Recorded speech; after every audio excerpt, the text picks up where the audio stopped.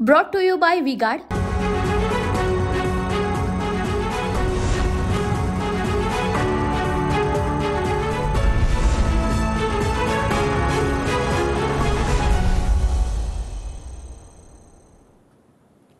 नमस्कार, मी Saurabh Koratkar. Maharashtra prime time मध्ये आपल्या सगळ्यांचं स्वागत.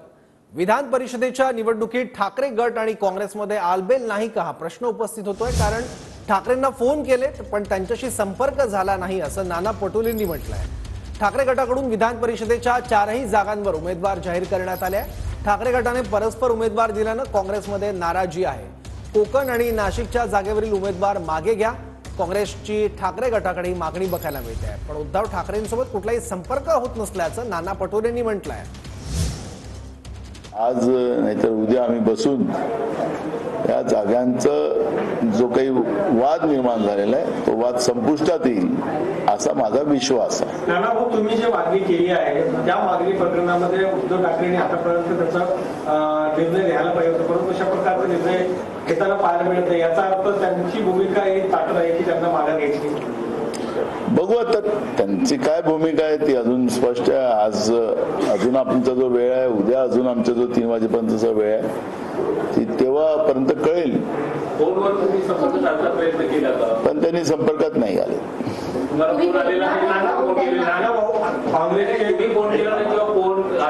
नाही, मी स्वतः सकाळी त्यांच्या मातोश्रीवर फोन लावलेला होता पण अजूनपर्यंत संपर्क झालेला नाही.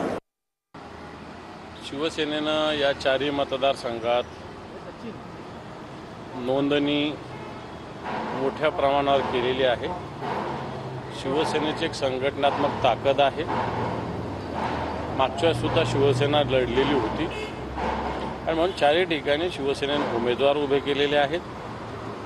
परंतु या संदर्भात निश्चित बोलणी होऊ शकते. सामंजस्याने हा सगळा विषय मार्गी लागू शकतो असं मी तुम्हाला स्पष्टपणे सांगतो.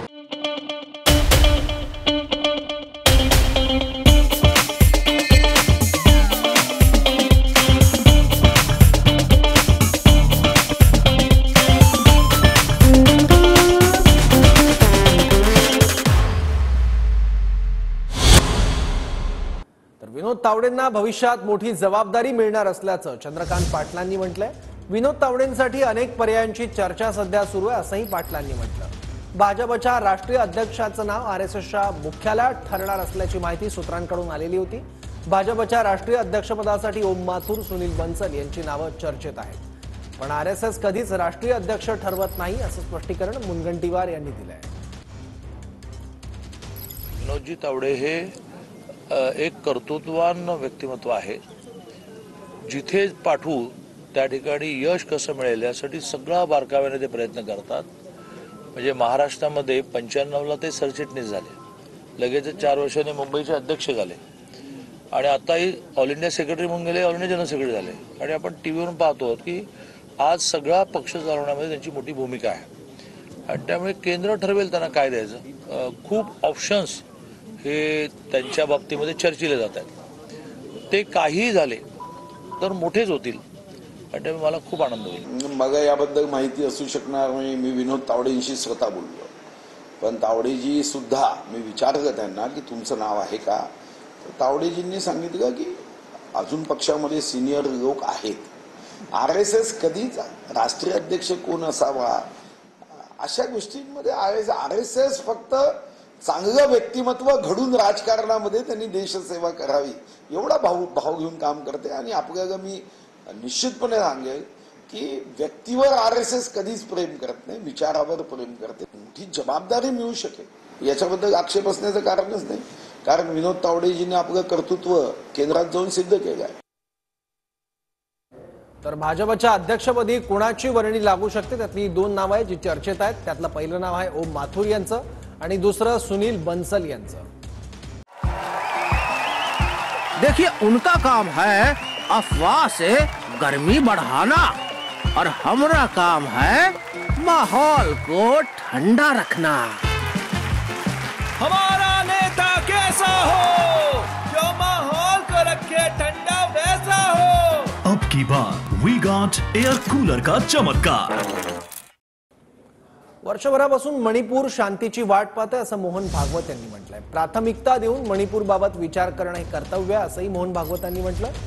मोहन भागवत यांनी सरकारला हे खडे बोल सुनावलेले आहेत. मणिपूरवरून जगह जगह और समाज में कलह ये नहीं चलता.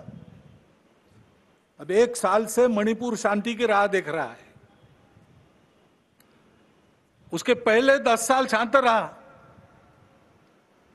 पुराना गन कल्चर समाप्त हो गया ऐसा लगा, और अचानक जो कलह वहां पर उपज गया या उपजाया गया, उसकी आग में अभी तक जल रहा है, त्राही त्राही कर रहा है. कौन उस पर ध्यान देगा? प्राथमिकता देके उसका विचार करना ये कर्तव्य है. तर काय म्हटलंय भागवतांनी? प्रचाराच्या वेळी ज्या पद्धतीने टीका झाली त्यातून समाजात द्वेष निर्माण करण्याचा प्रयत्न झाला. प्रचारात जो अतिरेक झाला त्यापासून दूर होत समस्यांवर चर्चा व्हायला हवी. सत्ताधारी आणि विरोधकांनी सहमतीच्या राजकारणावर लक्ष द्यावं. आपण आपल्याच भावंडांना अस्पृश्य म्हणून बाजूला ठेवलं, त्याला वेद उपनिषद यांचा आधार नाही. अस्पृश्यता भेदभाव कालबाह्य आहे. समाजात अन्याय झाल्यानं एकमेकांबद्दल द्वेष आणि अविश्वास आहे. अन्यायाप्रती असलेल्या संतापामुळे समाजातील लोक नाराज आहेत. त्यांना सोबत आणायला हवं. मणिपूर एका वर्षांपासून पेटतंय. द्वेषाचं वातावरण निर्माण केल्यानं मणिपूरमध्ये त्राही त्राही सुरू आहे. मणिपूर शांत करण्याला प्राथमिकता द्यायला हवी.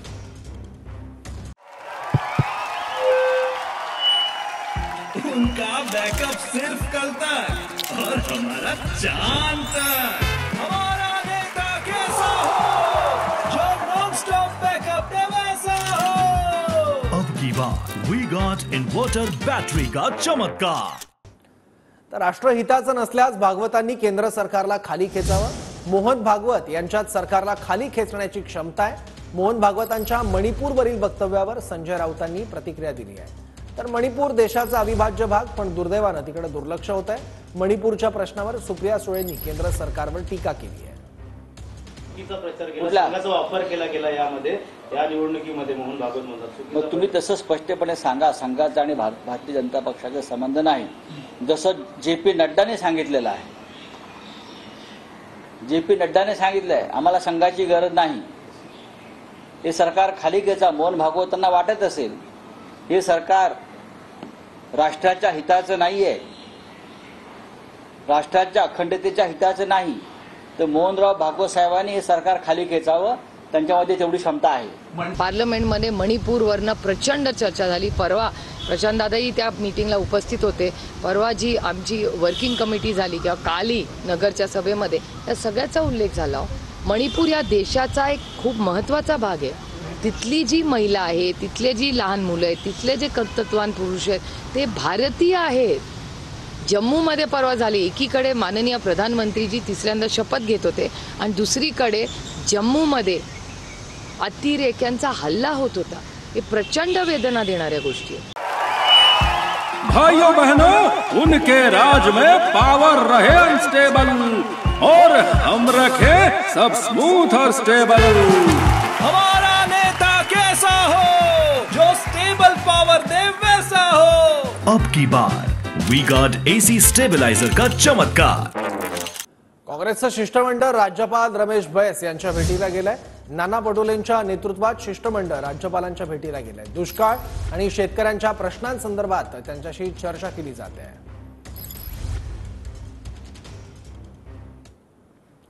400 पारच्या घोषणेमुळे लोकांना वाटलं काहीतरी गडबड होईल. मुख्यमंत्री एकनाथ शिंदे यांनी वक्तव्य केलंय. लोकसभा निवडणुकीत विरोधकांकडून चुकीचा प्रचार करण्यात आला असंही शिंदेंनी म्हटलंय. तर निवडणुकीत आम्हाला नाशिकमध्ये कांद्यानं रडवलं असंही शिंदेंनी म्हटलंय.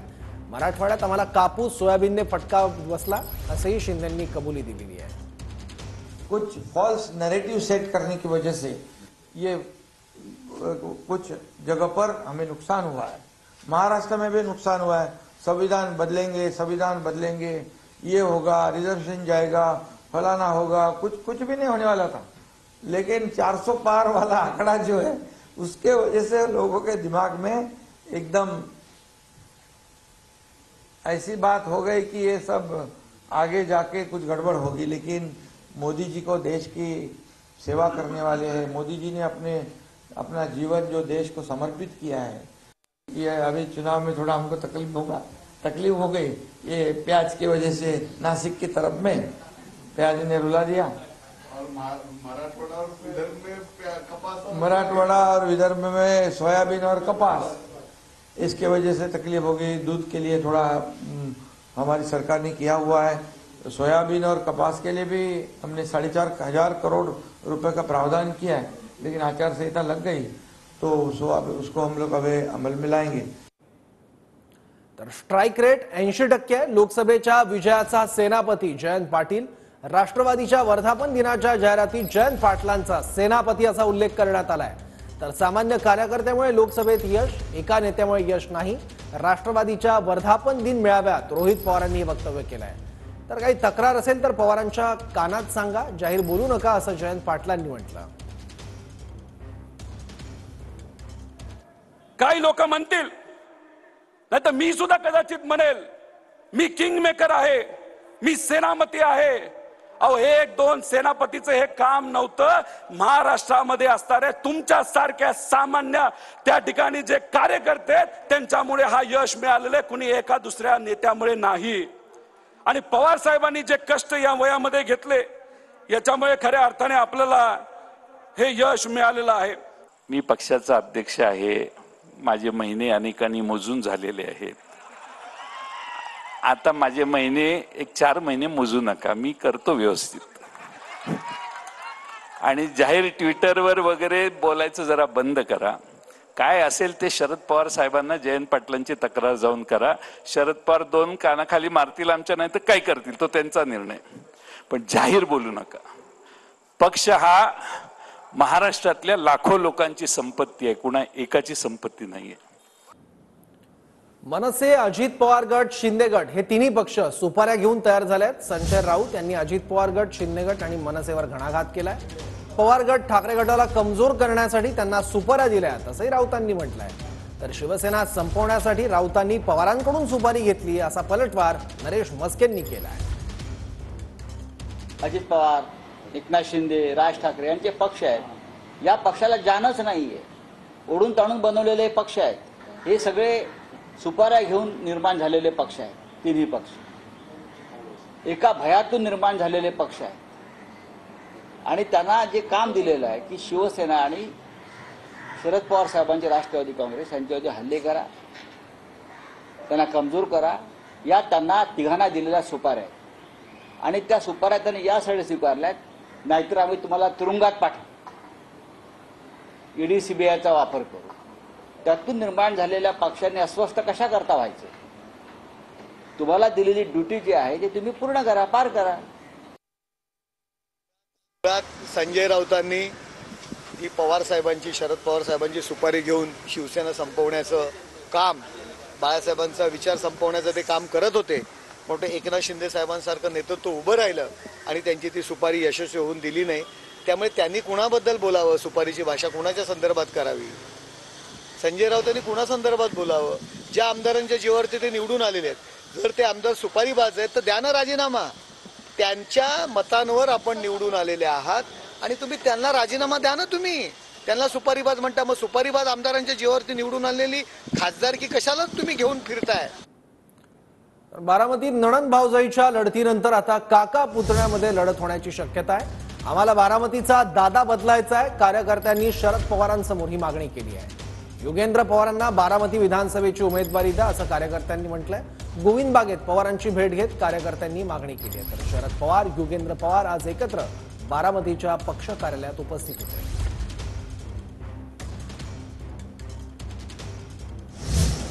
दादांपेक्षा दुसरा उमेदवार कोणच नाहीये, दादांनाच उमेदवारी मिळावी एवढी इच्छा आहे।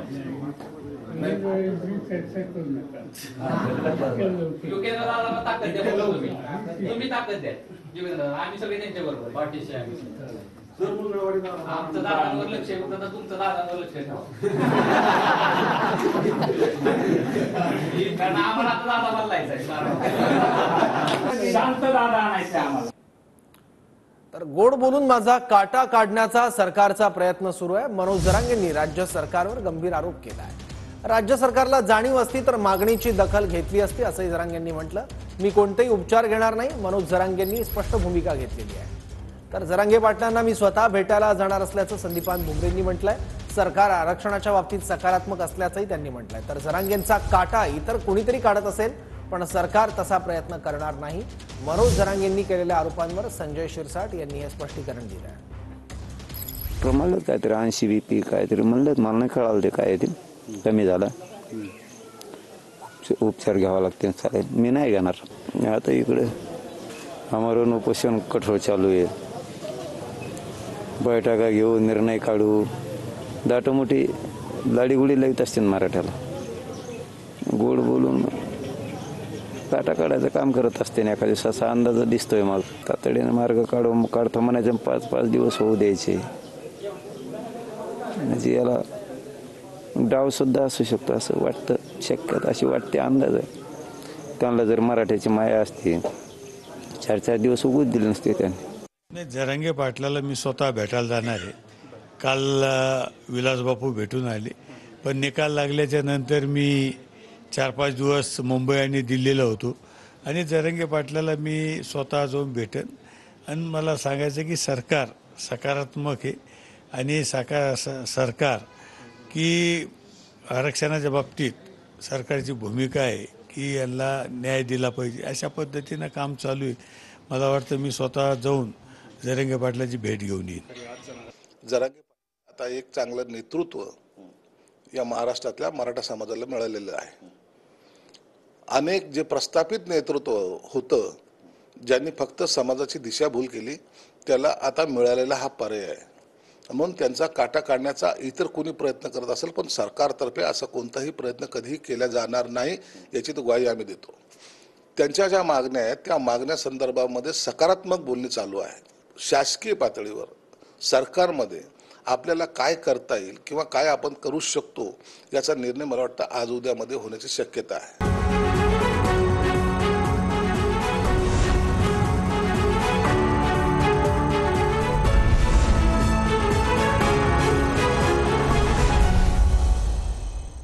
Brought to you by V-Guard,